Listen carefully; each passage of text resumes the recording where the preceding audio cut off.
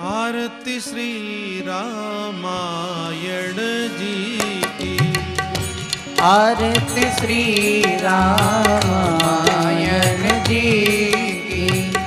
कीरति कलित ललित सिय पिय की। कीरत कलित ललित सिय पिय की। गावत ब्रह्मा दिक मुनि नारद। गावत ब्रह्मा दिक मुनि नारद।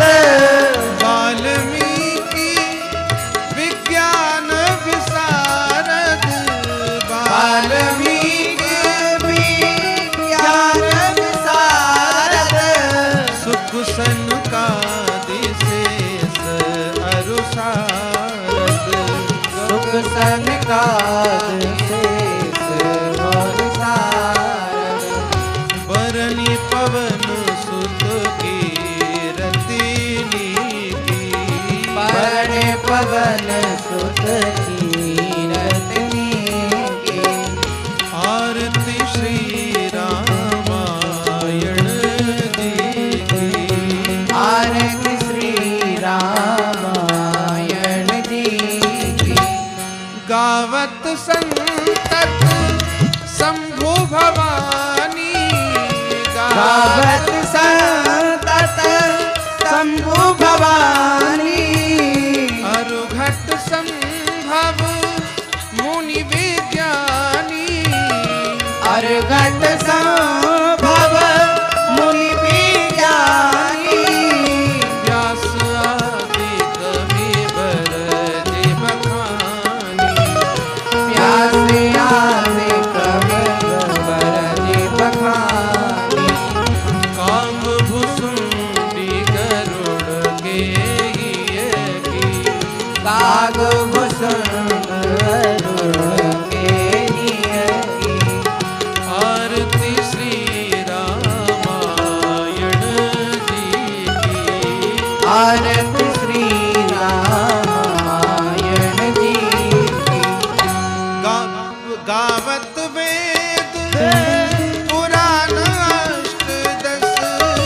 गावत वेद पुराण अष्टदश। छयों शास्त्र सब ग्रंथन को रस। छहों शास्त्र सब ग्रंथन को रस। मुनि जन धन संतन को सरवस। मुनि जन धन संतन को सरवस। सार अंश सम्मति सब ही की। सारवंश सब ही की। आरती श्री रामायण जी की।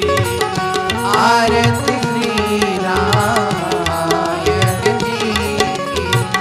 कलिमल हरनी विषय रस फीकी। कलिमल हरण विषय रस फीकी। सुभग श्रृंगार मुक्ति जुवती की। भग सिंगार मुक्ति जुवती की। दलन रोग भव मोरि अमी की। दलन रोग भूरि अमी की। आत्मा को सब विधि तुलसी की। आत्मा सब विधि तुलसी की। आरती श्री रामायण जी की। आरती श्री रामायण जी की। बोलो रामचंद्र भगवान की जय। श्री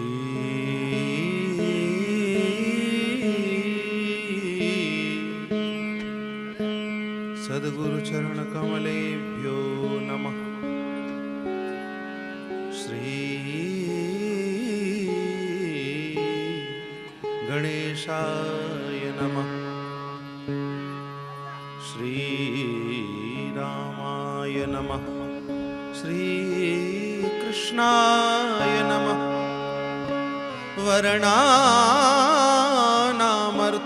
वर्णानामर्थसङ्घानां रसानां छन्दसामपि मङ्गलानां च करतारौ वन्दे वाणी विनायकौ भवानी शङ्करौ वन्दे श्रद्धा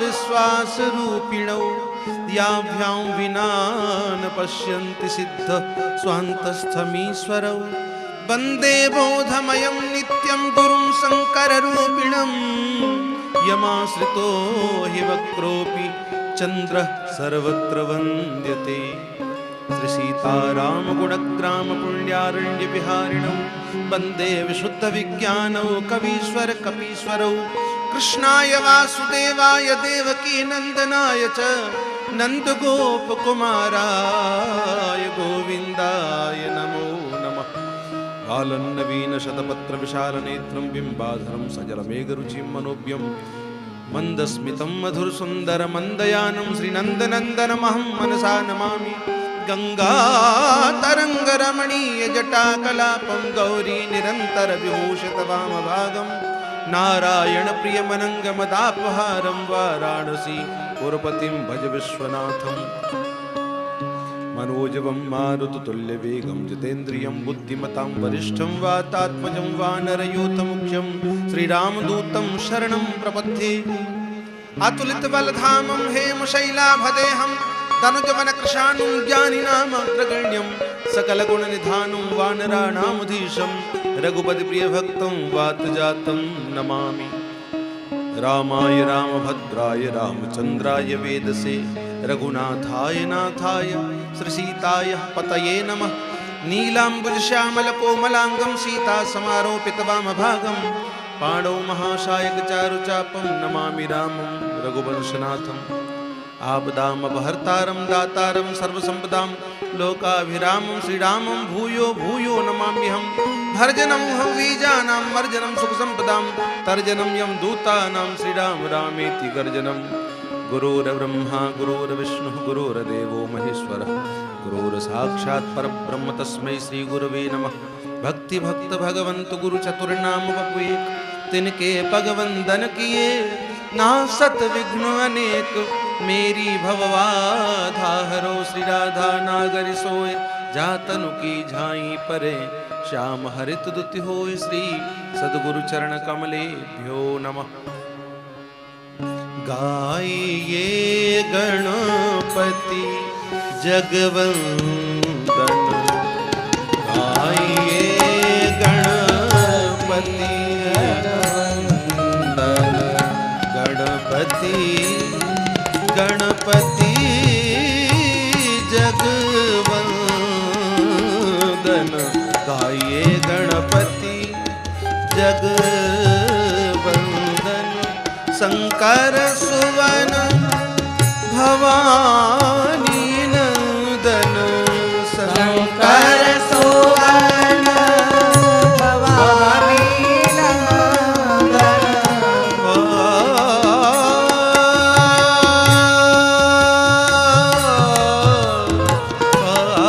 शंकर सुवन भवानी नंदन गाइए गणपति जगवंदन गाइए गणपति जगवंदन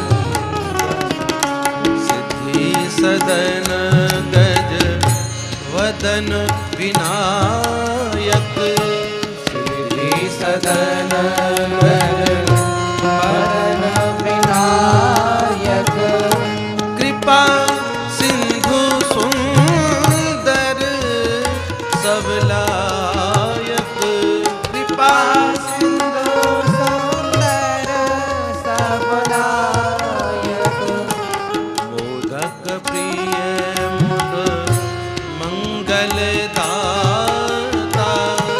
मोदक प्रिय मुद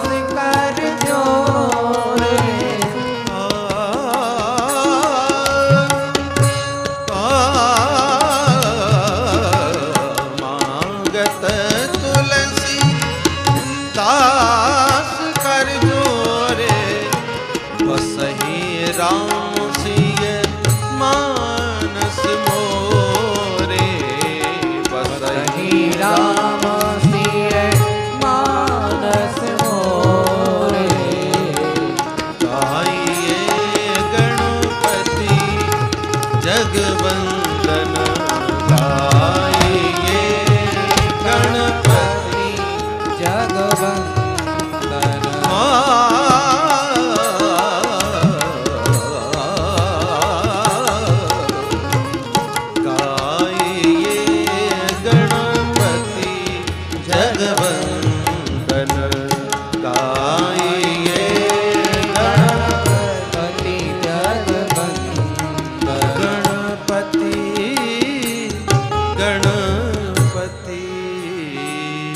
जगवंदन। बोलो रामचंद्र भगवान की जय। श्री जनक नंदिनी की जय। लाडले लखन लाल की जय। पवन सुत हनुमान की जय। जय जय श्री राधे। पतित पावन भगवान मर्यादा पुरुषोत्तम श्री राघवेंद्र सरकार की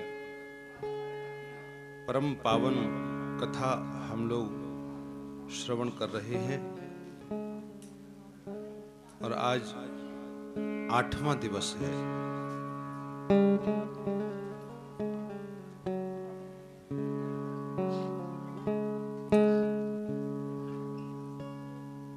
भगवान मर्यादा पुरुषोत्तम श्री राम पतित पावन है। गोस्वामी जी महाराज कहते हैं,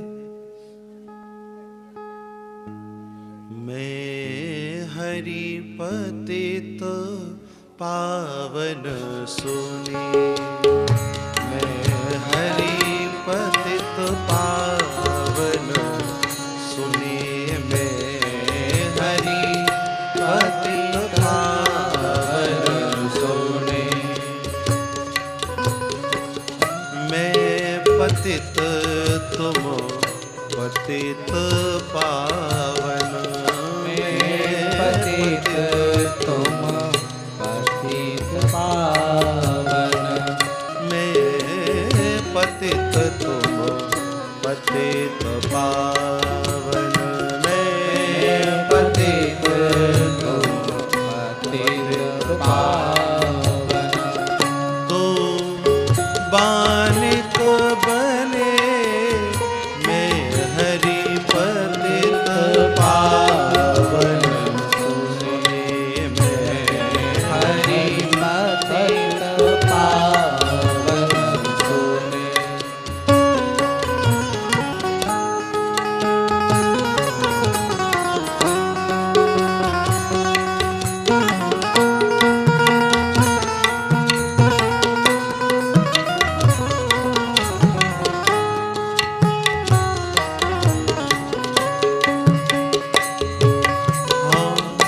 व्याध गणिका गज अजामिले, व्याध गणिका गज अजामिल, व्याध गणिका गज अजामिल, व्याध गणिका गज अजामिल, साख निगमन बने, मैं हरि पतित पावन सुने, हरि पतित पावन सुने।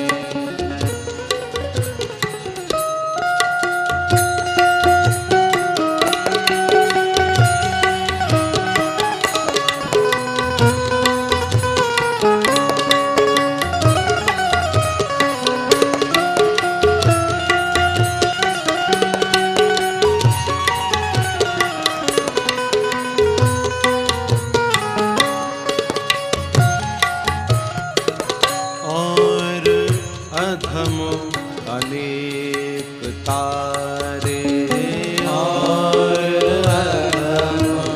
अनेक तारे, और अधम अनेक तारे, और अनेक तारे, जात का पे गने, ओ जात का पे गने, मैं हरि पावन सुने मैं हरि पतित पावन सुने।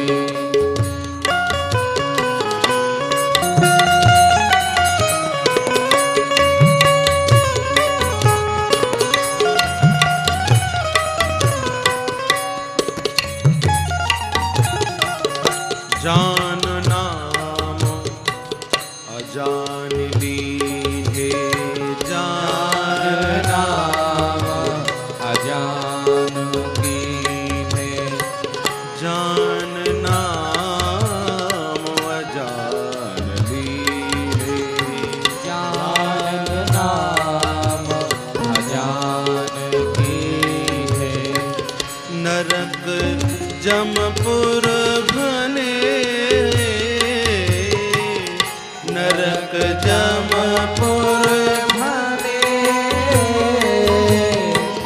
दास तुलसी शरण आयो दास तुलसी शरण आयो। दास तुलसी शरण आयो दास तुलसी शरण आयो।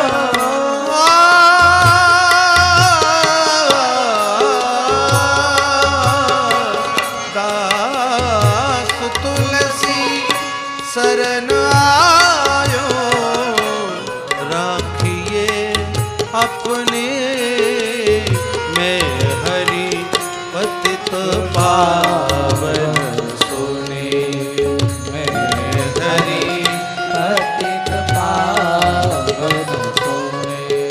मैं हरि पतित पावन सुने मैं हरि पतित पावन सुने।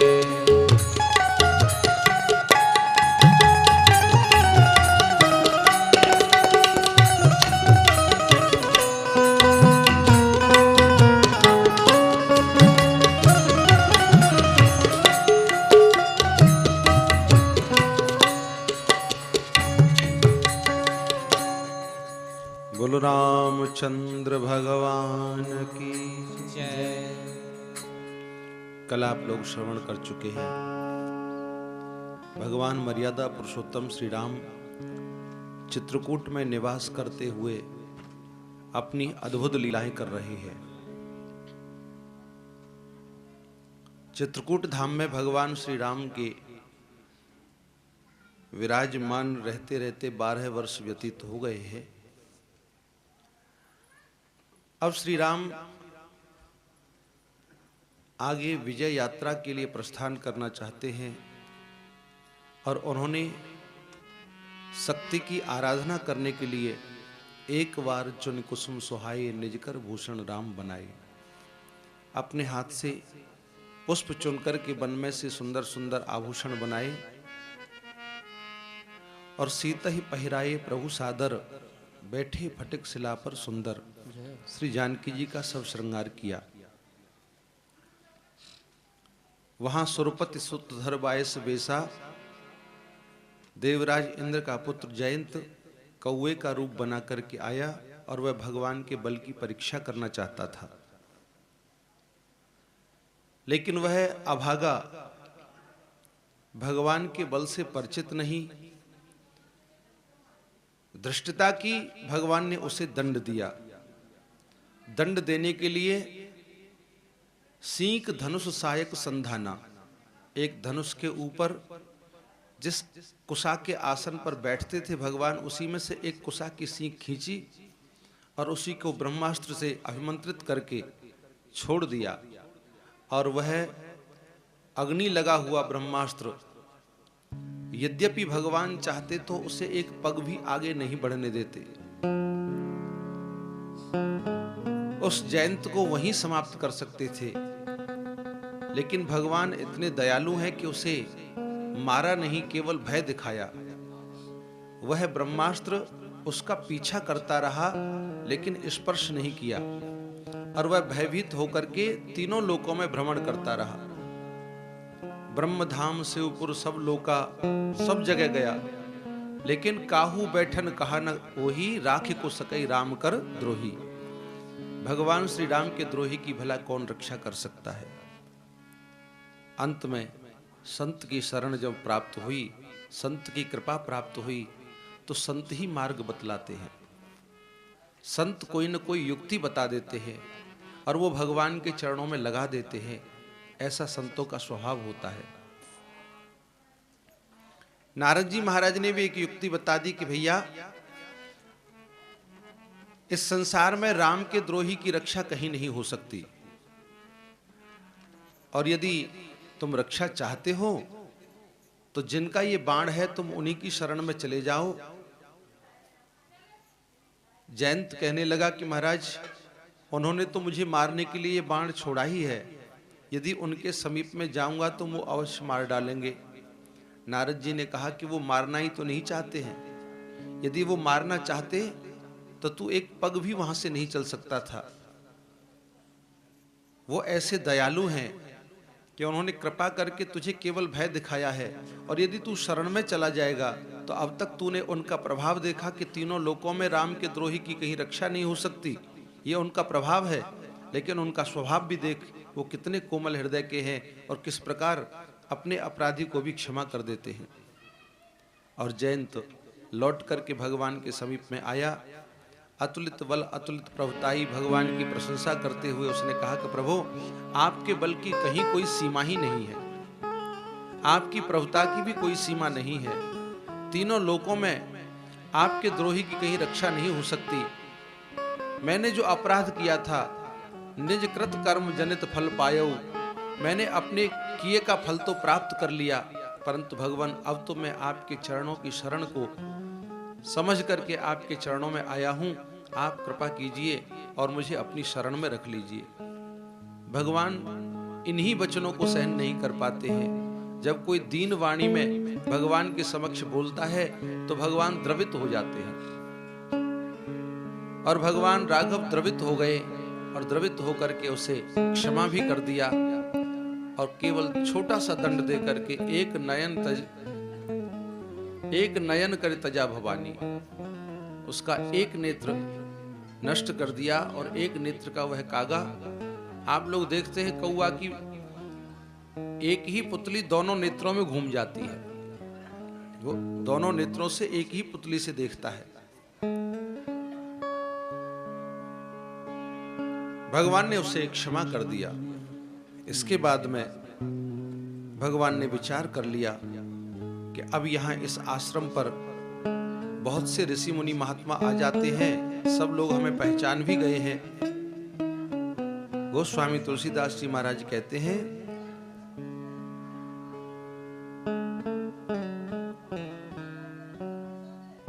मंगल भवन अमंगल हारी, मंगल भवन मंगल हारी, द्रवहु सुदशरथ अजिर बिहारी, द्रवहु सुदशरथ अजिर बिहारी, रघुपति चित्र कूट बसनाना, रघुपति चित्र कूट बसनाना, चरित किए श्रुति सुधा समाना, चरित किए श्रुति सुधा समाना, बहुरी राम असमन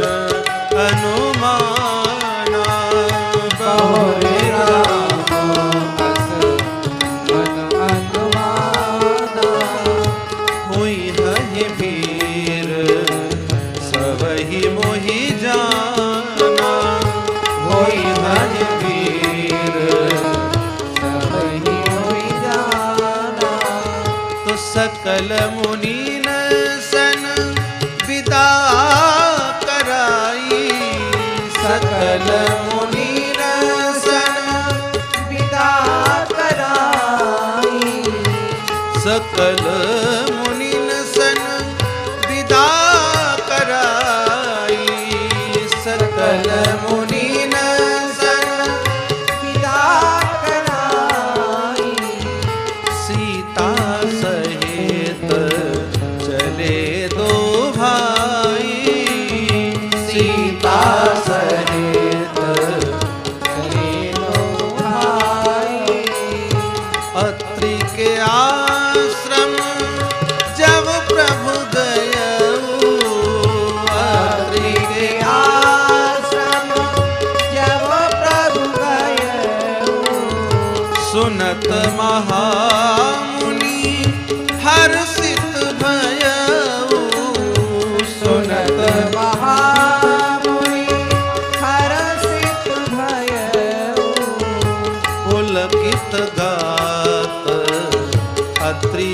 हे धाये पुलकित गार अग्नि उठ धाये प्रेम वारी दो जन अनहवाए प्रेम वारी दो जन अनहवाए करि पूजा कहीं बचन सुनाए करि पूजा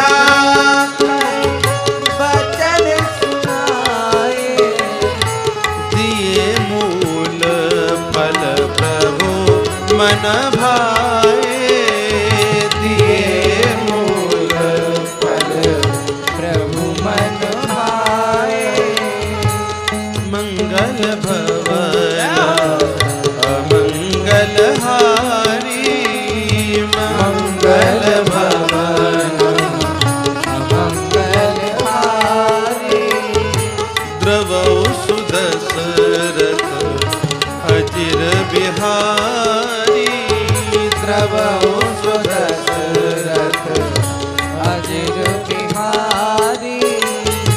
भगवान अत्रि मुनि के आश्रम पर पहुंचे। चित्रकूट में आप जाएंगे तो मंदाकिनी के तट पर अत्रि मुनि का आश्रम है। बड़ा दिव्य भव्य बना हुआ है, बड़ी ऊंची पर्वत श्रृंखलाओं के मध्य में इतने ऊंचे पहाड़ हैं और उनके पास में उनका आश्रम बना हुआ है मंदाकिनी के तट पर। वहाँ सती अनसुईया भी निवास करती हैं जो अत्रि मुनि की पत्नी हैं।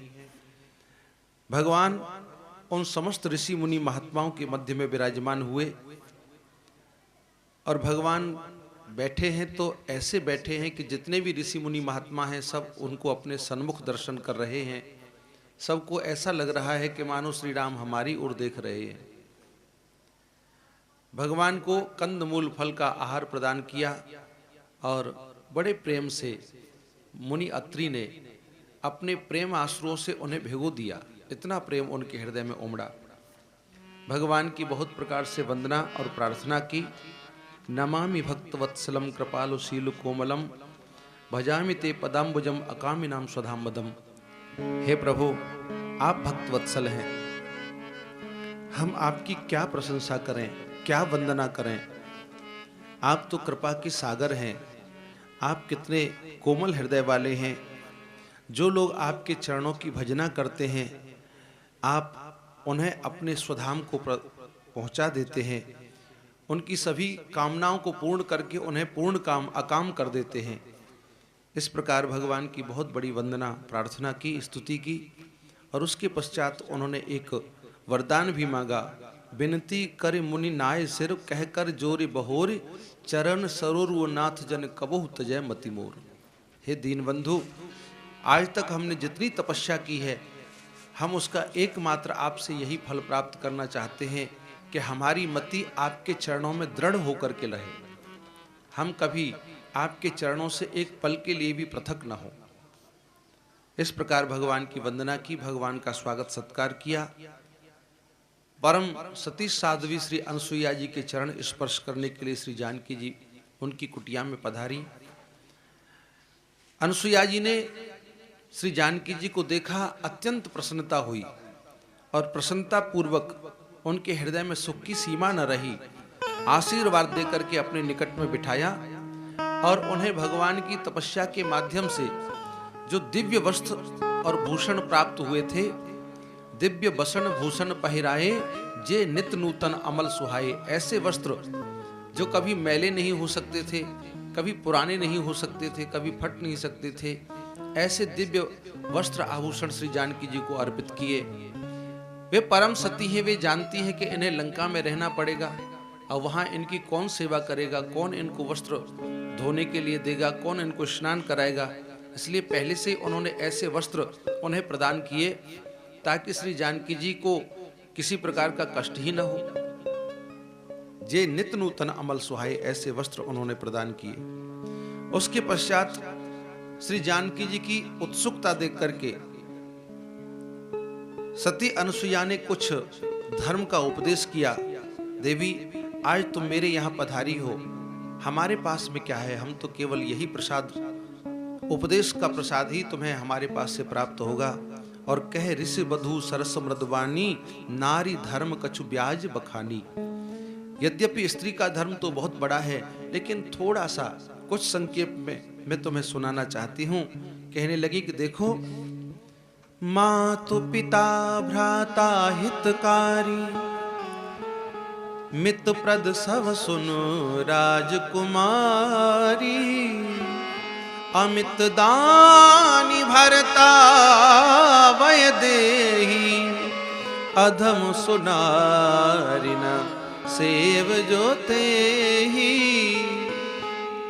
संसार में माता पिता सुख प्रदान करने वाले होते हैं, भ्राता बंधु भी सुख प्रदान करने वाले होते हैं, लेकिन वे सब बहुत अल्प सुख प्रदान करते हैं। स्त्री को सच्चा सुख तो, संपूर्ण सुख तो केवल पति ही प्रदान कर सकता है। इसलिए स्त्री को हमेशा अपने पति की सेवा करने वाली और आज्ञाकारिणी होना चाहिए। ऐसी स्त्री जो अपने ऐसे पति को, अमित दानी को भी जो सेवा नहीं सौंपती हैं, ऐसी स्त्रियों को अधम कहा जाता है। बोले इस संसार में धीरज धर्म मित्र अरुणारी, धीरज धर्म मित्र अरुणारी। आपद काल परखिए चारी, आपद काल परखिए चारी। वृद्ध रोग बस जड़ धन हीना, वृद्ध रोग बस जड़ धन हीना। अंध बधिर क्रोधी अति दीना, अंध बधिर क्रोधी अति दीना। ऐसे हो पति कर किए अपमान, ऐसे हो पति कर किए अपमान। नारी पाव जमपुर दुख नाना, नारी पाव जमपुर दुख नाना। कहती है धीरज धर्म मित्र अरु नारी, ये चार चीज ऐसी होती हैं कि इनकी परीक्षा तो आपत्ति काल में ही होती है। हमारे अंदर धैर्य कितना है, आपत्ति काल में हम कितना धैर्य को संभाल सकते हैं, इसकी परीक्षा होती है। हम आपत्ति आने पर भी अपने धर्म पर कितने अडिग रह सकते हैं, इसकी परीक्षा होती है आपातकाल में। मित्र की भी परीक्षा आपत्ति काल में होती है, क्योंकि सुख के सब साथी और दुख में न कोई, है ना।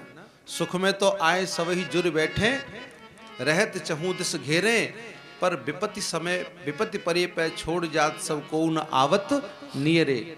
विपत्ति के समय सब साथ छोड़ जाते हैं, लेकिन सच्चा मित्र तो वह है जो विपत्ति के समय पर और अधिक स्नेह करे और हर समय छाया की तरह अपने मित्र के साथ में रहे। उस मित्रता की परीक्षा भी आपत्ति काल में ही होती है। तथा स्त्री आपत्ति काल में कितना अपने पति का साथ देती है, कितना उसका साहस बढ़ाती है और कितना उसका हाथ बटाती है, ये भी परीक्षा आपत्ति काल में ही होती है। वृद्ध रोग बस जड़ धन हीना, अंध बधिर क्रोधी अति दीना। ऐसा जो पति हो जो रोग से ग्रसित रहता हो, वृद्ध हो, जड़ बुद्धि का हो, बहुत ज्यादा क्रोध करने वाला हो, कैसा भी क्यों ना हो, ऐसे हो पति कर किए अभिमाना, नारी पाव जमपुर दुख नाना।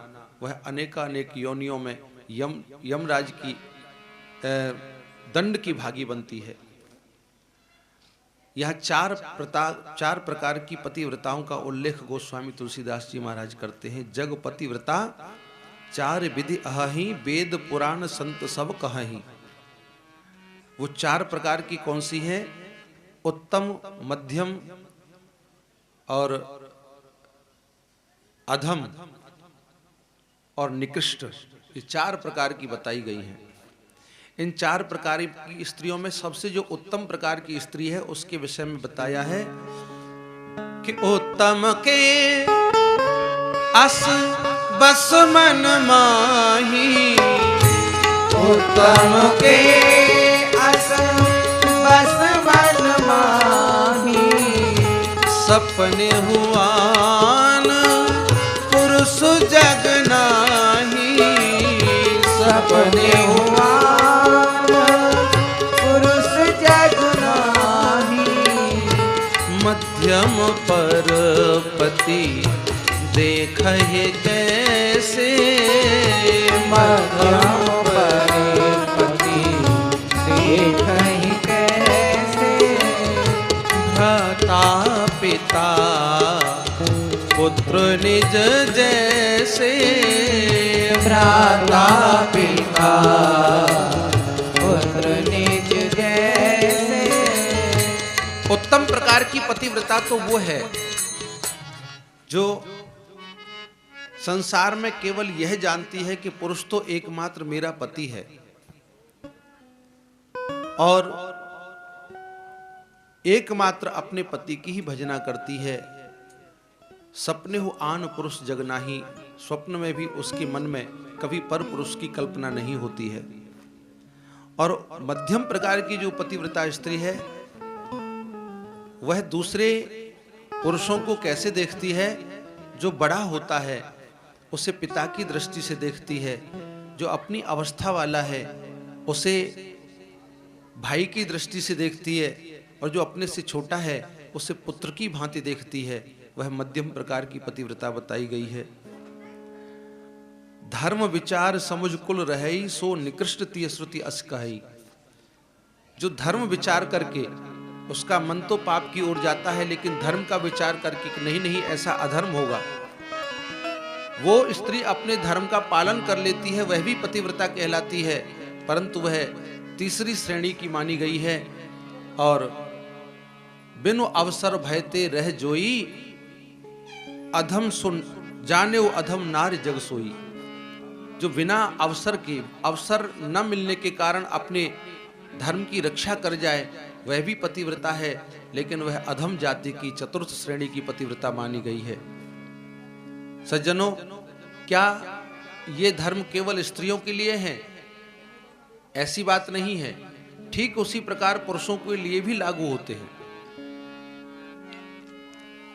पुरुषों को भी पराई स्त्री में मातृ भावना रखनी चाहिए, माता की बुद्धि से देखना चाहिए।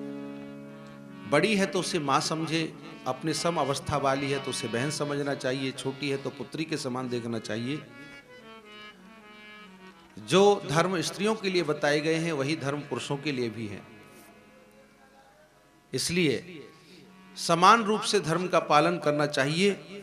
यहां बहुत प्रकार का उपदेश अनुसुईया जी ने दिया है और फिर कहा है कि देवी सहज अपावन नारी पति सेवत सुभगति लहई, जसु गावत श्रुतिचार अजहु तुलसिका हरि प्रिय। इस संसार में यूं तो स्त्री अपावन ही होती है, परंतु पति की सेवा करके वह उत्तम गति को सहज में प्राप्त कर लेती है। उसे अन्य धर्म कर्मों का अनुष्ठान करने की आवश्यकता नहीं।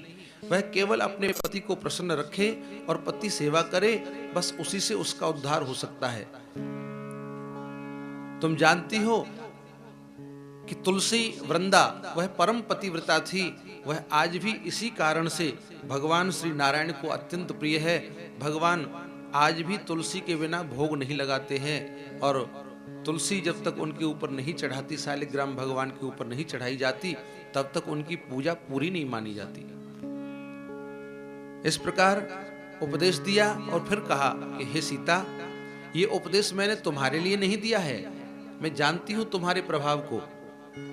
तुम्हारा नाम लेकर तो इस संसार की स्त्रियां अपने पतिव्रत धर्म का पालन करने में सामर्थ्यवान हो पाएंगी। सुन सीता तब नाम, केवल तुम्हारा नाम ही इतना प्रभावशाली है कि उस नाम के प्रभाव से स्त्रियां सहज में अपने पतिव्रत धर्म का पालन कर पाएंगी। तुम्हें तो भगवान श्री राम प्राणों के समान प्रिय हैं। मैंने तो ये कथा संसार के हित के लिए कही है। ताकि संसार की स्त्रियां इससे कुछ उपदेश ले सकें। सज्जनों, आप सती अनुसुईया जी की कथा सब जानते हैं। वह ऐसी अद्भुत परम पतिव्रता हैं। आप जानते होंगे कि एक बार अत्रि मुनि जब तपस्या में लीन हो गए, कई हजार वर्ष उन्हें बीत गए, सती अनुसुईया जी उनकी सेवा में लगी रहती थी। अचानक वहां उस वन में अकाल पड़ गया, और अकाल भी थोड़ा बहुत नहीं, 12 वर्ष के लिए अकाल पड़ गया। उस 12 वर्ष के अकाल से वहां के ऋषि मुनि महात्मा उस जंगल को छोड़ छोड़ करके दूर चले गए थे, क्योंकि बिना जल के कैसे निवास करेंगे। बहुत से लोग बड़े परेशान थे, जल के लिए भटकना पड़ता था। एक दिन अत्रि ऋषि समाधि से जागे, और जागते ही उन्होंने अनुसुईया को आज्ञा दी कि देवी जल लेकर के आओ। अनुसुईया कमंडल लेकर के वन में बहुत दूर दूर तक गई, लेकिन जल का कहीं नाम निशान नहीं था। तो गंगा मैया ने कहा कि देवी मैं यहाँ निवास कर सकती हूँ, लेकिन तुम्हें अपने 1 वर्ष का पतिव्रत धर्म का पुण्य मुझे प्रदान करना पड़ेगा, और उसके फल स्वरूप मैं करोड़ों युगों तक इसी प्रकार यहाँ इस वन में प्रवाहित होती रहूंगी।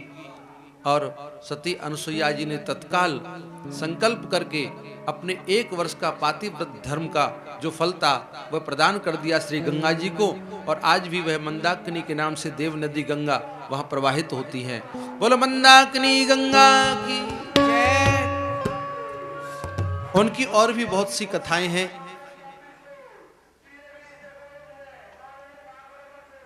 एक परम सती जिसका पति बिना कारण के ही सूली पर चढ़ा दिया गया था।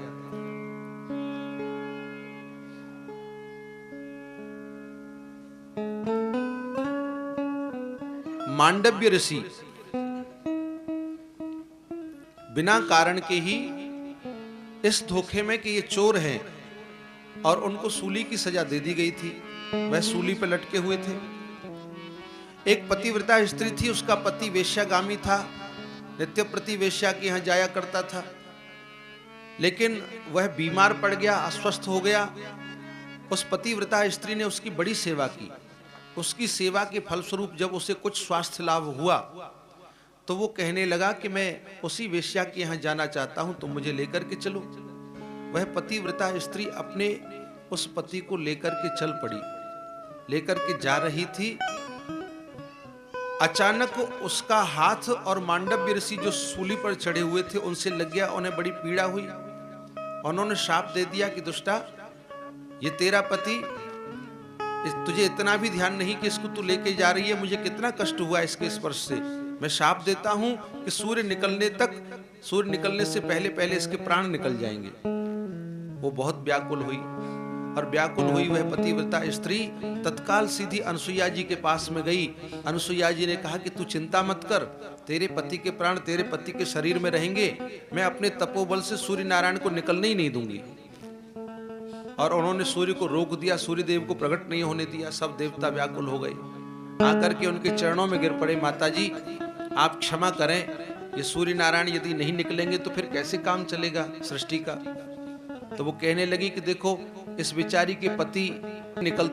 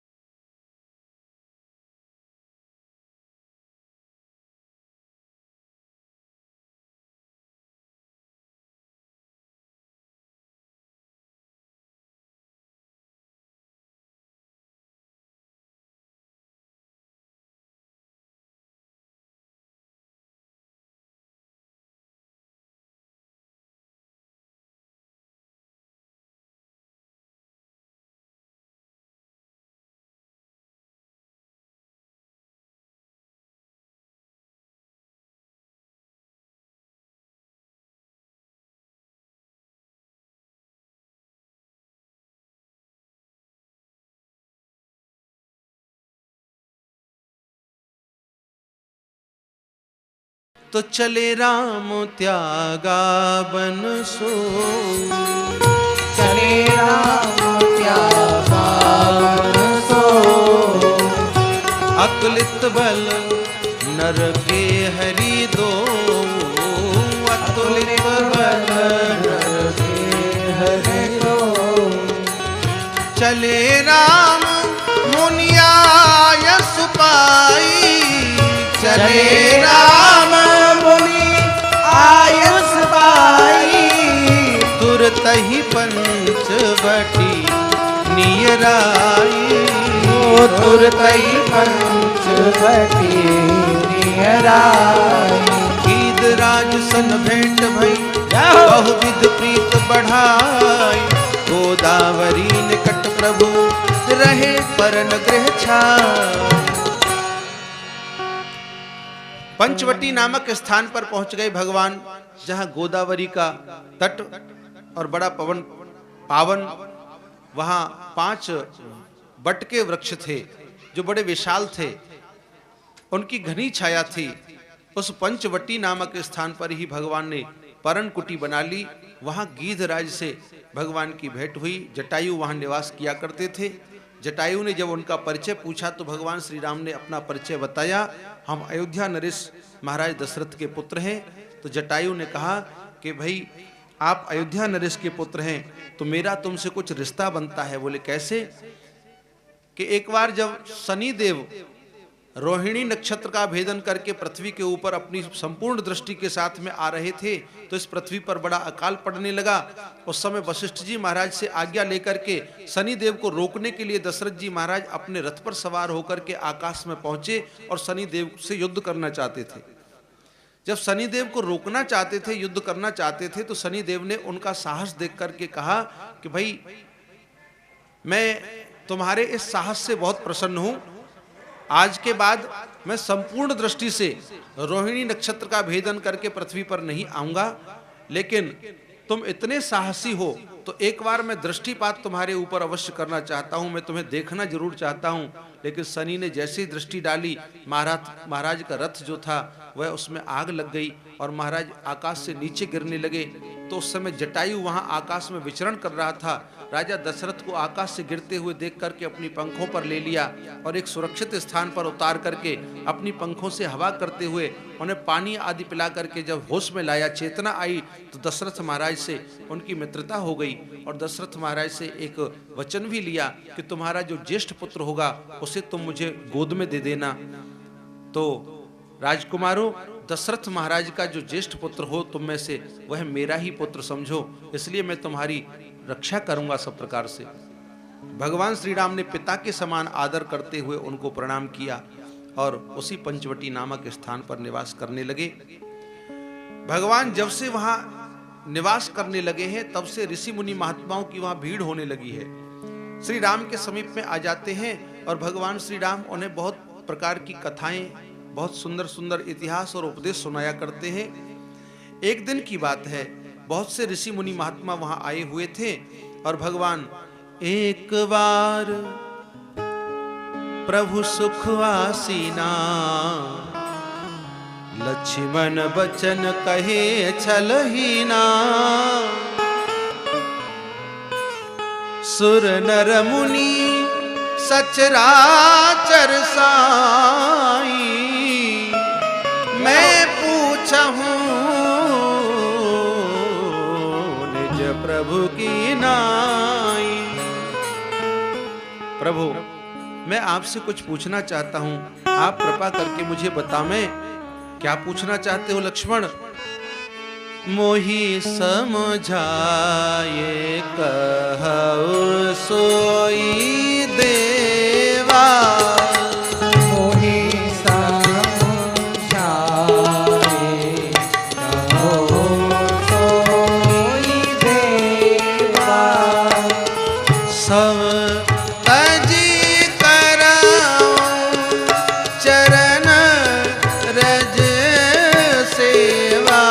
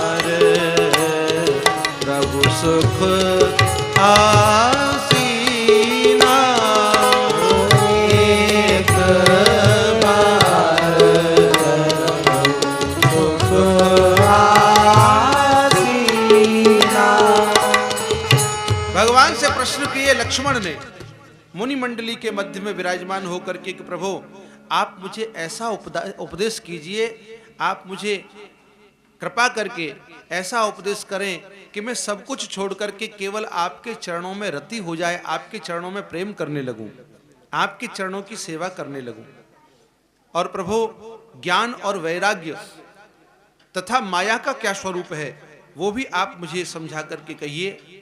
और मैंने सुना है कि आप भक्ति के वशीभूत हो जाते हैं, आप भक्ति से बहुत जल्दी प्रसन्न हो जाते हैं, तो उस भक्ति का स्वरूप क्या है वो भी आप मुझे बताएं। और ईश्वर जीव भेद प्रभु सकल कहु समझाए, ईश्वर और जीव का क्या भेद है वो भी आप कृपा करके मुझे समझा करके कहिए। जाते होए चरण रत शोक मोह भ्रम जाए, मेरा शोक मोह और भ्रम सब नष्ट हो जाए, इसलिए प्रभु आप मुझे उपदेश करें। तो भगवान कहने लगे,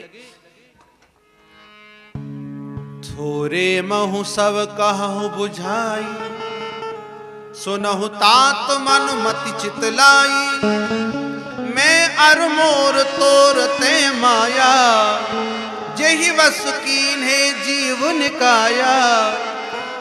लक्ष्मण बहुत थोड़े शब्दों में मैं तुम्हें समझाता हूं, इस संसार में माया क्या है। माया का स्वरूप यह है कि मैं मेरा और तू तेरा, बस यही संसार में माया है। संसार में ये मेरा है और ये तेरा है, यही माया है और कुछ माया नहीं है। और माया का विस्तार कितना है कि गोचर जहां लग मन जाई, सो सब माया जाने हु भाई। हमारी इंद्रियों की पहुंच जहां तक हो सकती है वो सब माया है। हम लोग जो कुछ आंखों से देख सकते हैं वह सब माया है, जो कानों से सुन सकते हैं वह माया है, जो हाथों से स्पर्श कर सकते हैं वह माया है। इस संसार में सब कुछ जो भी हमें अनुभव होता है सब माया ही माया है। अब सब कुछ माया है तो यहां प्रश्न उठता है कि हम लोग भगवान की जो पूजा करते हैं, भगवान के मंदिर में जाते हैं, भगवान की प्रतिमा के दर्शन करते हैं, वो भी माया है। हम लोग राम कथा श्रवण कर रहे हैं, ये भी माया है। हम लोग भागवत कथा श्रवण करते हैं, ये भी माया है। तो भगवान ने कहा है सब माया, लेकिन इसके दो भेद हो गए हैं। और वो भेद क्या है? तेहि कर भेद सुनहु तुम दो, सो विद्या अपर अविद्या दो। एक विद्या रूपी माया है और एक अविद्या रूपी माया है। अविद्या रूपी जो माया है, एक दुष्ट अतिशय दुख रूपा और जावस जीव परा भव कूपा। अविद्या रूपी माया के वशीभूत होकर के मनुष्य भव रूपी कुएं में गिर पड़ता है। और जो दूसरी विद्या रूपी माया है वह तो ऐसी है कि एक रचई जग गुण बस जाके, प्रभु प्रेरित नहीं निज बल ताके। वह जो दूसरी विद्या रूपी माया है वह तो सृष्टि की रचना करने वाली है, वह अपने बल से कुछ नहीं करती, उसे तो भगवान का बल है। अर्थात भगवान जो प्रेरणा करते हैं वही वह माया रचती है और वही वह माया करती है। और फिर उसके पश्चात भगवान कहने लगे कि ज्ञान और वैराग्य जो तुमने पूछा है, तो ज्ञान मान जह एकौ नाही, देख ब्रह्म समान सब माही।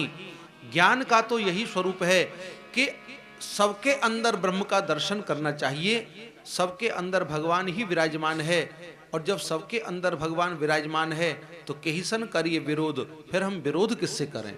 सबके अंदर तो परमात्मा है। इस भेद बुद्धि का परित्याग कर देना चाहिए और आत्मवत् सर्वभूतेषु समझ करके यह संसार हमारी ही आत्मा के समान है और एक ही ईश्वर के हम लोग अंश हैं।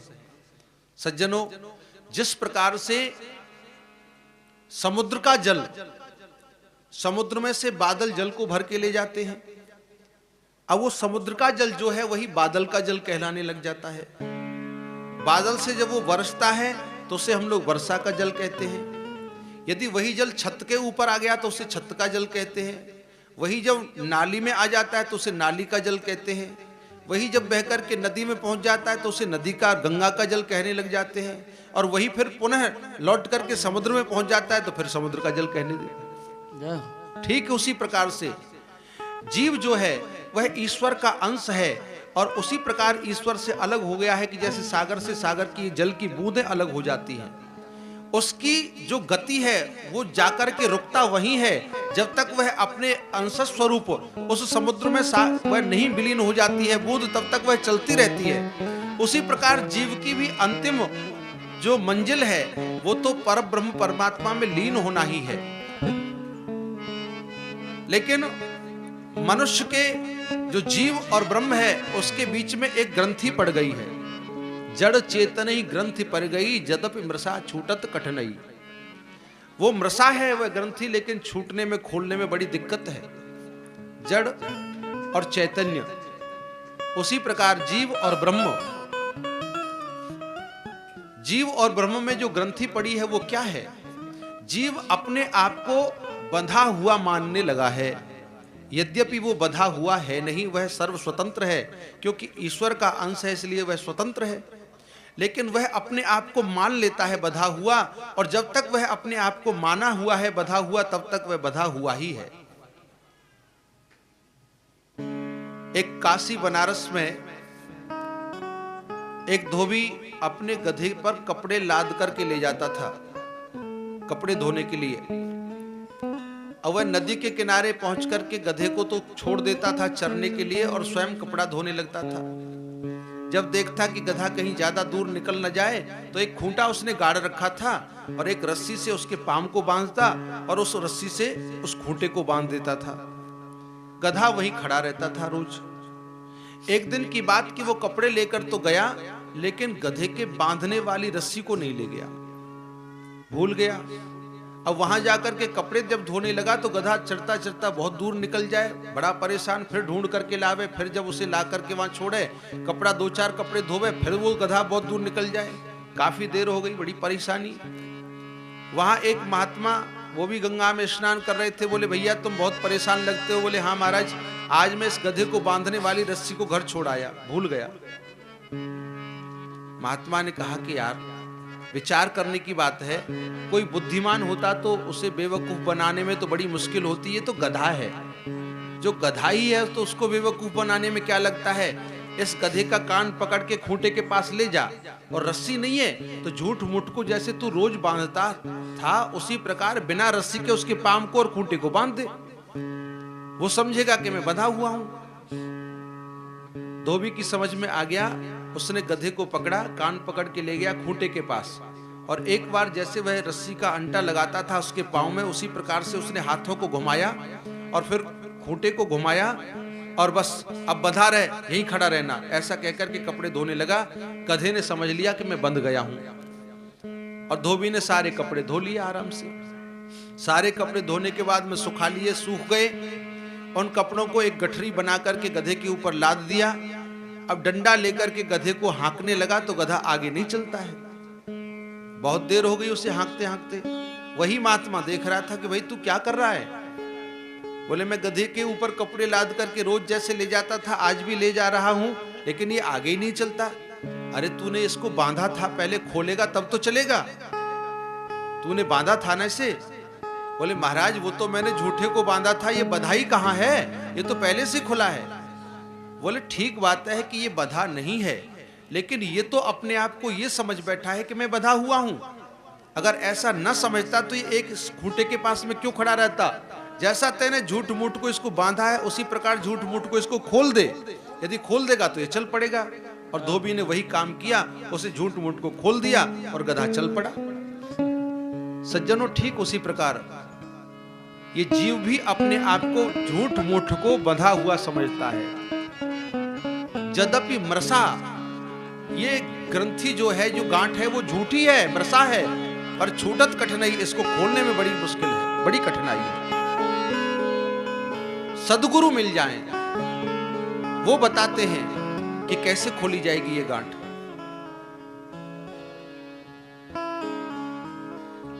भगवान को ढूंढने के लिए यदि हम लोग जाएं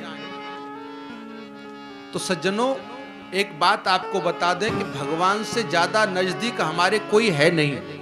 भगवान इतने ज्यादा नजदीक हैं कि भगवान से ज्यादा नजदीक ना तो हमारी पत्नी है, ना हमारा पुत्र है, ना कोई हमारा भाई है, ना बंधु है, अर्थात कुछ भी इतना नजदीक नहीं हो सकता जितने नजदीक हमारे भगवान हमारे पास में है। लेकिन हमें पता नहीं है, हम उन्हें पहचान नहीं पा रहे हैं।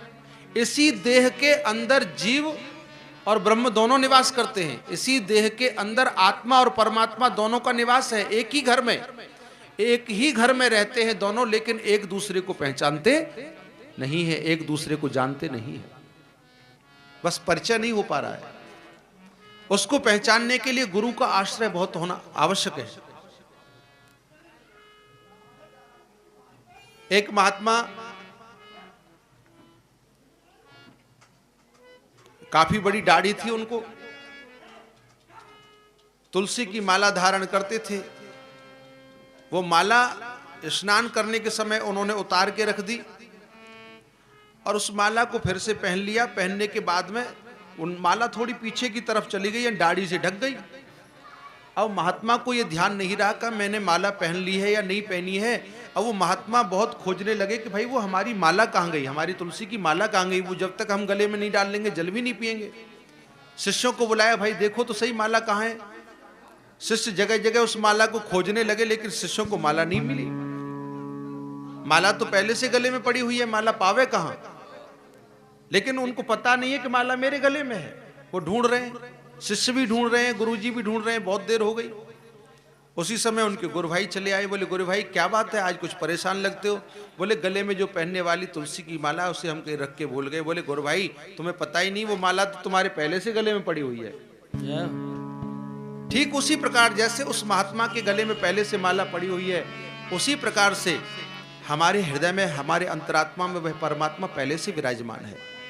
उसे ढूंढने के लिए हमें बाहर नहीं जाना है। केवल सद्गुरु हमें यह उपदेश कर देते हैं कि वो बता देते हैं, उस छवि को दिखा देते हैं। और जब बता देते हैं, जब हम जान जाते हैं कि हमारा परमात्मा हमारे हृदय के अंतरात्मा में ही निवास करता है, तब वह जीव और ब्रह्म का भेद जो है वह मिट जाता है। भगवान ने और भी उपाय बताए। धर्म ते विरति जोग ते ज्ञाना, धर्म ते विरति जोग ते ज्ञाना, ज्ञान मोक्ष प्रद वेद बखाना, ज्ञान मोक्ष प्रद वेद बखाना, पर जाते वेद द्रवों में भाई, जाते वेद द्रवों में भाई, सो मम भगति भगत सुखदाई, सो मम भगति भगत सुखदाई। भगवान कहने लगे, धर्म ते विरति जोग ते ज्ञाना, और ज्ञान मोक्ष प्रद वेद बखाना। सज्जनों, धर्म से वैराग्य प्राप्त होता है, योग से ज्ञान प्राप्त होता है, और ज्ञान से मोक्ष प्राप्त होती है। अर्थात मोक्ष प्राप्ति का एकमात्र एक ही साधन है, और वो है ज्ञान। जब तक ज्ञान हृदय में नहीं आएगा, तब तक मोक्ष प्राप्त नहीं होगी। तो जो लोग मोक्ष के अधिकारी हैं, मोक्ष प्राप्त करना चाहते हैं, मोक्ष जिज्ञासु हैं, उनको ज्ञान अर्जन करना ही चाहिए। साथ में यदि वह ज्ञान भक्ति से युक्त हो, तो भक्ति के साथ में ज्ञान की अत्यंत शोभा हो जाती है। बिना भक्ति के वह ज्ञान सूखा और नीरस होता है, और भक्ति भी ज्ञान के सिंहासन पर ही आकर के टिकती है, उसी पर उसकी शोभा होती है। इसलिए भक्ति देवी भी ज्ञान के सिंहासन पर ही आकर के विराजमान होती हैं। भगवान ने कहा कि देखो, जाते बेग द्रवों में भाई, सो मम भगति भगत सुखदाई। वह भक्ति जो है वह सभी प्रकार से भक्तों को सुख देने वाली है, और उसी के कारण मैं बहुत जल्दी द्रवित हो जाता हूं। सो स्वतंत्र अवलंबन आना तेहि आधीन ज्ञान विज्ञाना। वह भक्ति स्वतंत्र है, और उसी के अधीन सारे ज्ञान और विज्ञान सदा रहते हैं। भक्ति के साधन क्या हैं? प्रथम ही विप्र चरण अति प्रीति, निज निज निरत निज निज कर्म निरत श्रुति रीति, निज निज कर्म सुरत रत नीति,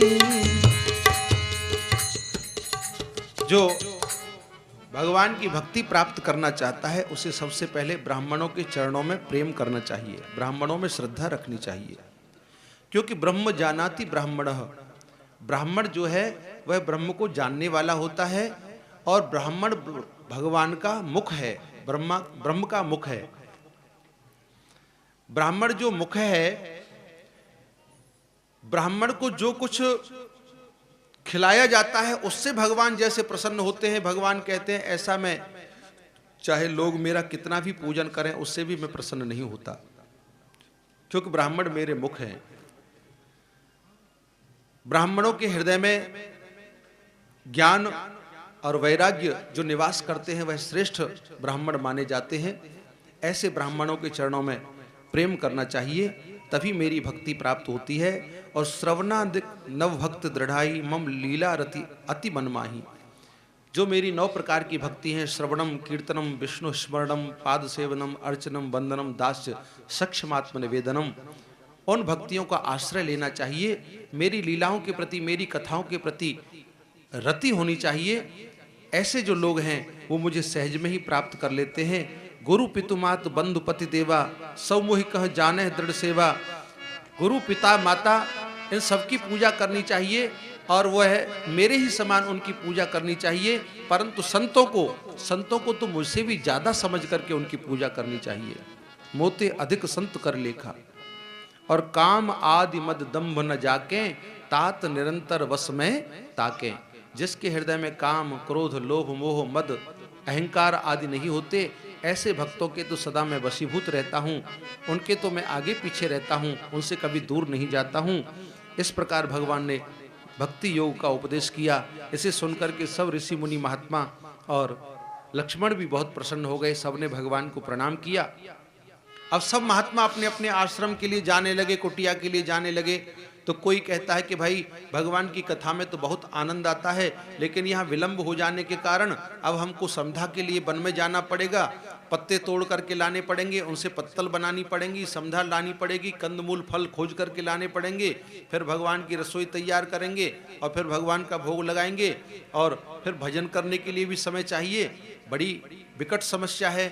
भगवान श्री राम जी हमें उपदेश करते हैं, उनके साथ में तो जानकी जी हैं, भैया लक्ष्मण है।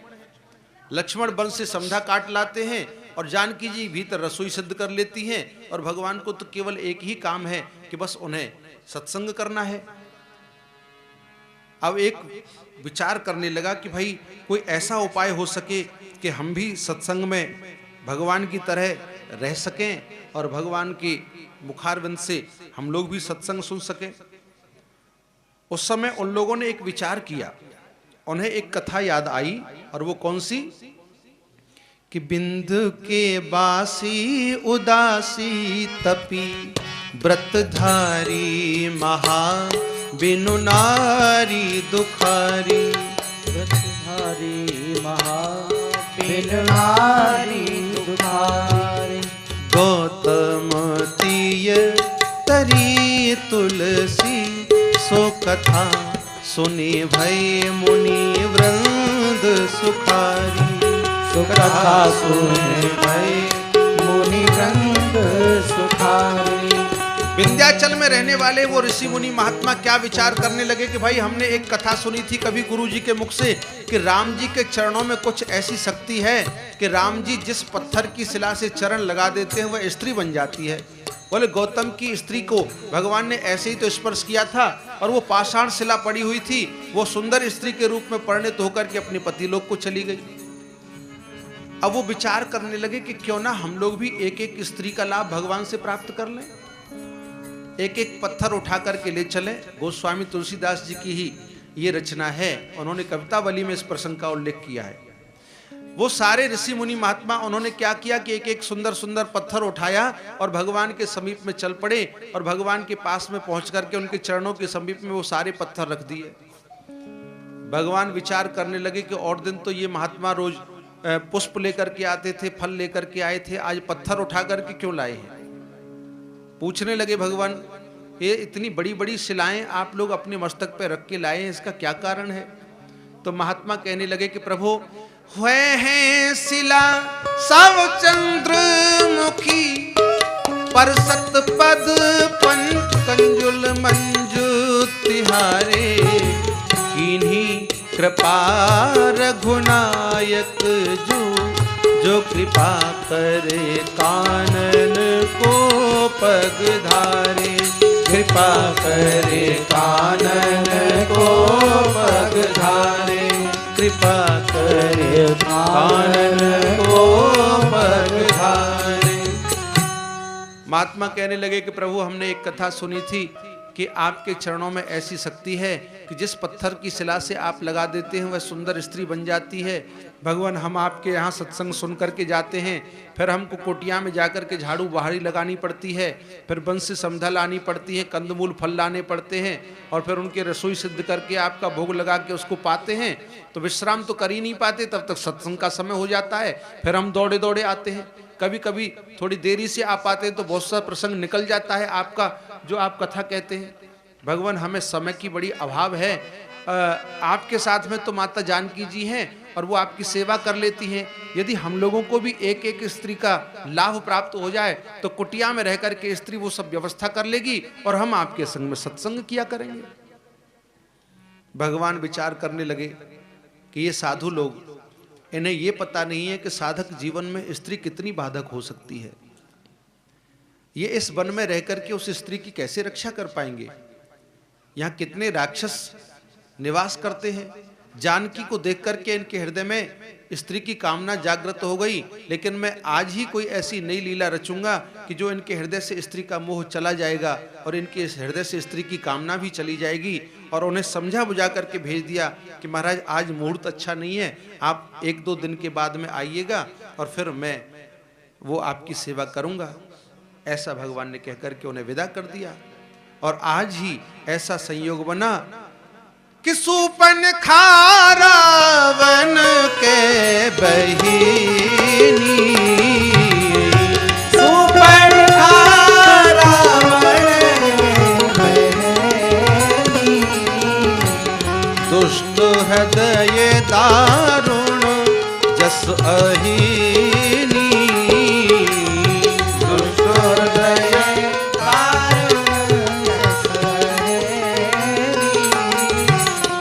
पंचबटी सो गई एक बारा, पंचबटी सो गई एक बारा, देखी बिकल भई जुगल कुमारा, देख बिकल भई जुगल कुमारा। सूपनखा रावण के बहिनी, दुष्ट हृदय दारुण जस अहिनी। उसका हृदय कैसा है, जैसे सांपिन होती है ना, अहिनी के समान। दुष्ट हृदय दारुण जस अहिनी। और पंचवटी सो गई एक बारा, घूमती हुई पंचवटी पर चल पड़ी। उस जनस्थान में उसने जब दोनों राजकुमारों को देखा तो व्याकुल हो गई। गोस्वामी जी महाराज कहते हैं कि ऐसी जो दुष्टा स्त्री हैं उनके लिए इस संसार में धर्म नाम की कोई वस्तु नहीं होती। वे ऐसी कामुक होती हैं कि भ्राता पिता पुत्र और गारी, पुरुष मनोहर निरखत नारी, और होई विकल सक मनई न रोकी। जिस प्रकार सूर्यमणि सूर्य को देख करके द्रवित हो जाती है, उसी प्रकार ऐसी जो दुष्टा स्त्री हैं किसी भी मनोहर पुरुष को देखते ही वह विचलित हो जाती हैं, चाहे वह अवस्था में अपने भाई के समान ही क्यों ना हो, रिश्ते में अपने पिता के समान ही क्यों ना हो। ऐसी दुष्टा स्त्रियां वह धर्म नाम की वस्तु को नहीं जानती हैं। और वह श्री राम और लक्ष्मण को जब देखती है तो वहां देख करके व्याकुल हो गई।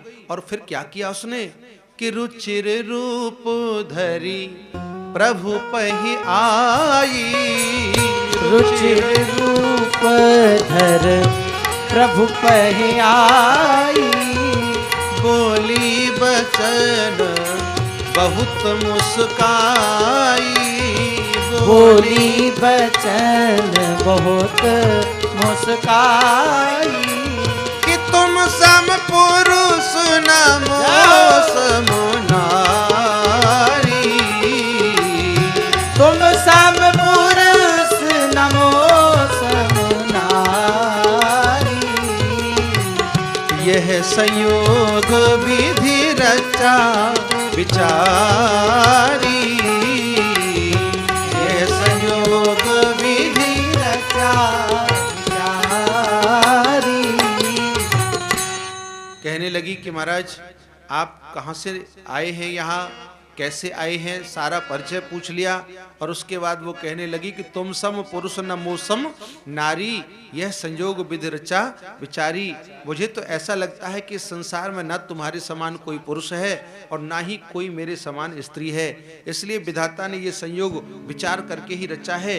क्योंकि मन मम अनुरूप पुरुष जग माही, देखे खोज लोक तिहु नाही।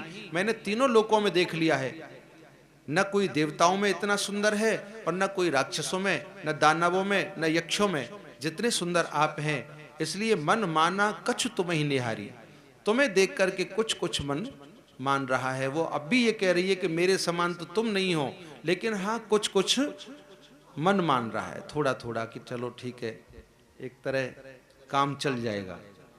हाँ और क्या, मन माना कछु तुम्हें निहारी। क्योंकि दुष्ट हृदय दारुण जस अहिनी, सर्पणी के समान है ना। भगवान श्री राम ने सीतै चितै कही प्रभु बाता, अहै कुमार मोर लघु भ्राता। भगवान ने कहा कि देखो हम तो विवाहित हैं और रघुवंशी क्षत्रिय है, अब हमारा तो एक व्रत है, हमने एक पत्नी व्रत ले रखा है, इसलिए हम कुआरे नहीं विवाहे हैं और एक नारी व्रत रखते हैं, अपनी को छोड़ दूसरी को माता और बहन समझते हैं। इसलिए तुम्हारी ये आज्ञा पालन कर सकते कभी नहीं, हम आर्य वीर हैं, आर्य धर्म खंडन कर सकते कभी नहीं। परंतु यदि तुम विवाह करना चाहती हो तो अहै कुमार मोर लघु भ्राता, वहां देखो सामने मेरा छोटा भाई है, वह अभी कुमार है। अब यद्यपि लक्ष्मण जी कुंवारे तो नहीं थे, उनकी तो शादी हो चुकी थी, विवाह हो चुका था राम जी के साथ में ही, लेकिन कुमार शब्द का यहाँ जो भगवान ने प्रयोग किया उसके कई प्रकार से विद्वान लोग अर्थ लगाते हैं। एक तो जो विवाहित होने के पश्चात भी अपनी स्त्री से बहुत समय से दूर रहता हो, ऐसे व्यक्ति को भी कुमार शब्द का प्रयोग किया जाता है शब्दकोश में। दूसरा अर्थ ये निकलता है इसका, यदि हम संधि विच्छेद करें तो कु माने बुराई और अरि माने शत्रु। बुराई का जो शत्रु है वह कुमार है। दूसरा कारण भगवान ने ये बताया कि वो जैसे दुष्ट हृदय दारुण जस अहिनी, वह सर्पणी के समान उसकी मति है। तो भगवान ने कहा अहै, मेरा भाई है वो भी सांप है, वो भी सर्प है। अहै कुमार मोर लघु भ्राता, वो भी सांप है क्योंकि वो शेषावतार है। अब सांपनी की भाषा वही समझ सकता है, इसलिए तुम उसी के पास में चली जाओ। अहै कुमार मोर लघु भ्राता भेज दिया उनके पास में। लक्ष्मण जी महाराज के पास में जब गई तो वहां जाकर के वहां भी इसी प्रकार बोली, वचन बहुत मुस्काई, वहां भी बहुत मुस्कुरा करके उसने लक्ष्मण जी से ऐसे ही वचनों का प्रयोग किया। तो लक्ष्मण जी ने कहा कि सुंदरी सुन मैं उनकर दासा और पराधीन नहीं तोर सुपासा। देवी मैं तो श्री राम जी का दास हूं और दास तो पराधीन होता है, अपने स्वामी की आज्ञा में रहने वाला होता है, और जो स्वयं व्यक्ति पराधीन है उसके पास में तुम्हें क्या सुख मिल सकता है। हाँ एक बात है कि प्रभु समर्थ कौशलपुर राजा, और जो कछु करें उन्हें सब छाजा। भगवान तो कौशलपुर के राजा हैं, वो जो कुछ करेंगे सामर्थ्यवान है, उनको सब शोभा देता है। अब राजा महाराजा तो बहुत सारी शादी कर लेते हैं, हमारे पिताजी की 700 रानियां हैं, 3 माताएं तो हमारी पटरानी जो है वो है ही है, उसके अलावा भी बहुत सी रानियां हैं। इसलिए वो कौशलपुर के राजा हैं। अभी एक विवाह उनका हुआ है, वो 2 4 10 कर लें तो क्या परेशानी है, एक तुम भी अपना विवाह कर लो। लक्ष्मण जी ने कहा कि लोभी जस चह 4 गुमानी। इस संसार में सेवक सुख चह मान भिकारी, व्यसनी धन सुभगत व्यभिचारी। यदि सेवक व्यक्ति सुख चाहता है तो वो व्यर्थ है, और व्यसनी यदि सुभगति चाहता है तो वो भी व्यर्थ है। लोभी यदि यश चाहता है तो वो भी व्यर्थ है। ये सब कामनाएं ठीक उसी प्रकार पूरी नहीं होती कि जैसे कोई आकाश से दूध दोहना चाहता है तो आकाश से दूध थोड़ी मिल जाएगा, या आकाश में खेती थोड़ी कर सकता है कोई। बिना आधार के खेती नहीं हो सकती, फूल नहीं उगाए जा सकते। उसी प्रकार से ये कामनाएं भी पूरी नहीं हो सकती हैं। इसलिए तुम चाहती हो तो श्री राम के पास में चली जाओ। भगवान के पास में गई, फिर से भगवान से प्रार्थना की। भगवान राम ने पुनः लक्ष्मण के पास में भेज दी। लक्ष्मण ने फिर फटकार करके कहा कि तू बार बार यहाँ आ जाती है, तेरे साथ तो विवाह वो कर सकता है। भगवान के पास में गई, फिर से भगवान से प्रार्थना की। भगवान राम ने पुनः लक्ष्मण के पास में भेज दी। लक्ष्मण ने फिर फटकार करके कहा कि तू बार बार यहाँ आ जाती है, तेरे साथ तो विवाह वो कर सकता है। लक्ष्मण ने कहा तो सो बरई, और जो तृण तोर लाज परि हरई। अपनी लज्जा का तृण के समान तोड़ करके उसका विसर्जन कर दे, वही तेरे साथ विवाह कर सकता है। अब वो बार बार जब राम जी और लक्ष्मण जी के द्वारा अपमानित हुई तो वो खिसिया गई, और खिसिया करके उसने रूप भयंकर प्रकटित हुई। अपना बड़ा विकराल रूप बना लिया, भयंकर रूप बना लिया। बड़ी बड़ी दाढ़ें थी, बड़े बड़े दांत थे, बड़ी बड़ी आंखें लाल लाल, और बड़ी बड़ी जटाएं, बहुत बड़ा मुंह फाड़ करके, बड़े बड़े कान, बड़े बड़े नकुआ। ऐसी उसकी भयंकर आकृति को देख करके जानकी जी कुछ भयभीत सी होने लगी। भगवान श्री राम ने सीता ही सभय देख रघुराई, और कहा अनुज सन सैन बुझाई। सीता जी को भयभीत देखा तो अपने भाई लक्ष्मण की ओर देखा, और भगवान ने इशारा किया पृथ्वी तत्व और आकाश तत्व। इस प्रकार भगवान ने संकेत किया। एक बार पृथ्वी की ओर देखा और एक बार आकाश की ओर देखा। लक्ष्मण समझ गए पृथ्वी तत्व जो है वो नासिका है, क्योंकि पृथ्वी का गुण है गंध, और गंध को ग्रहण करती है नासिका, घ्राणेंद्रिय। इसलिए लक्ष्मण समझ गए पृथ्वी तत्व के नाम से कि नाक, और आकाश तत्व, आकाश का गुण है शब्द, तो शब्द सुनते हैं कान। पृथ्वी तत्व और आकाश तत्व, इन दोनों का सफाया करना है, लखनलाल जी समझ गए। और फिर जैसे ही वो लक्ष्मण जी के पास में आई तो लक्ष्मण जी ने क्या किया कि लक्ष्मण अति लाघव सो नाक कान बिन कीन। अति लाघव शब्द का प्रयोग जो किया, यानी बड़ी हस्त कौशल दिखाते हुए नाक कान काटे हैं। भाई नाक कान काटने में क्या कौशल दिखाया होगा लक्ष्मण जी ने? अब ये सोचने की बात है। कौशल ये दिखाया है उन्होंने कि जिस व्यक्ति की नाक काट दी जाए वो अपना कान कटवा सकता है क्या आपसे? जिसकी नाक काट दें आप, वो अपना कान नहीं कटवा सकता है। और वो इतनी बड़ी विशाल राक्षसी, वो कोई साधारण तो थी नहीं। वो स्वयं अपने आप में इतना बल रखती थी, वो भक्षण कर सकती थी ऋषि मुनि महात्माओं का। तो लक्ष्मण जी ने ऐसी राक्षसी के नाक और कान काटने में, जब तक उसकी नाक काटी और जब तक वो नाक को संभाले, तब तक लक्ष्मण जी ने दोनों कान उड़ा दिए, उसके दोनों कान भी काट दिए, नाक कान बिन कीन। और फिर क्या था, ताकि कर रावण को मनोह चुनौती दीन। मानो आज लक्ष्मण जी ने चुनौती दे दी है रावण के लिए कि हम लोग यहाँ आ गए हैं, सावधान हो जाओ। और नाक कान बिन भई बिकरारा, अब तो वह ऐसी और भयंकर लगने लगी कि मानो किसी काले पर्वत में से गेरू की धारा बह रही हो, उसके रक्त की धारा प्रवाहित हो रही थी। और खरदूषण पर गई बिलपाता, धिग धिग तब पौरुष बल भ्राता। खरदूषण के समीप में जाकर के उसने उन्हें धिक्कारते हुए कहा कि अरे तुम्हारे बल और पौरुष के लिए धिक्कार है, आज तुम्हारे होते हुए तुम्हारी बहन के नाक और कान काटे गए हैं।